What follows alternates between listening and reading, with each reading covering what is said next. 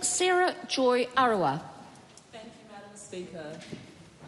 Aotearoa was built on the deception of our native people. The colonisation of New Zealand has had long-lasting effects that are still evident today. And as New Zealand rapidly grows more and more diverse, how do we ensure we are achieving racial equality while simultaneously confronting the racial injustices that have lasted in this country for several decades? There is a common misconception in New Zealand that we don't have racism, or that it's not as bad as other countries. However, there are many racial disparities in our healthcare and justice systems. Māori are more than 7 times more likely than Pakeha to be on the receiving end of police force. Inappropriate prescribing happens more frequently for Māori, increasing the risk of severe kidney injury. There are also too many instances of other people of colour facing racism in New Zealand. Last year, at a high school in Dunedin, an African American student was told to take out his cornrows, a tidy cultural hairstyle, because it was deemed an extreme haircut. In 2020, a white woman yelled "white power" at a group of high school students from different ethnic backgrounds on their bus to school. So how do we combat racism? It is a cycle that is passed on through its teaching of casual racism and microaggressions, issues that are heavily undermined.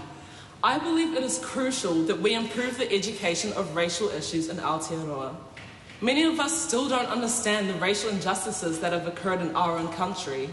When asked in a survey, 67% of high school students said that they had not been taught about the Dawn Raids.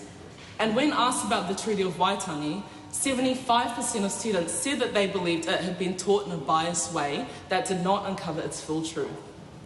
The lack of accurate teaching surrounding racial issues in New Zealand is shown in our older generations too. As the government proposed tougher hate speech laws in which a person who intentionally stirs up, maintains and normalises hatred could be fined up to $50,000 or sentenced to up to 3 years in prison, the leader of the ACT party publicly opposed this law, stating he has a right to free speech.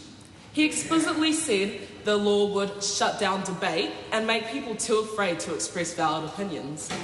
If a member of parliament believes discriminating against someone on the basis of their race, gender, sexuality or religious beliefs is free speech and valid opinions, should we not be concerned that someone with power and influence has such an ignorant way of thinking?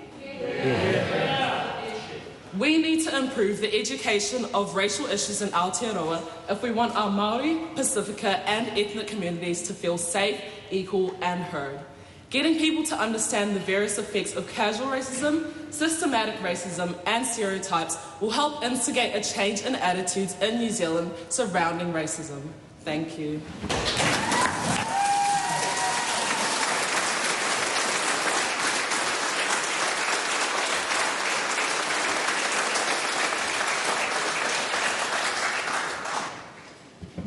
Members, I call Cullen Lee.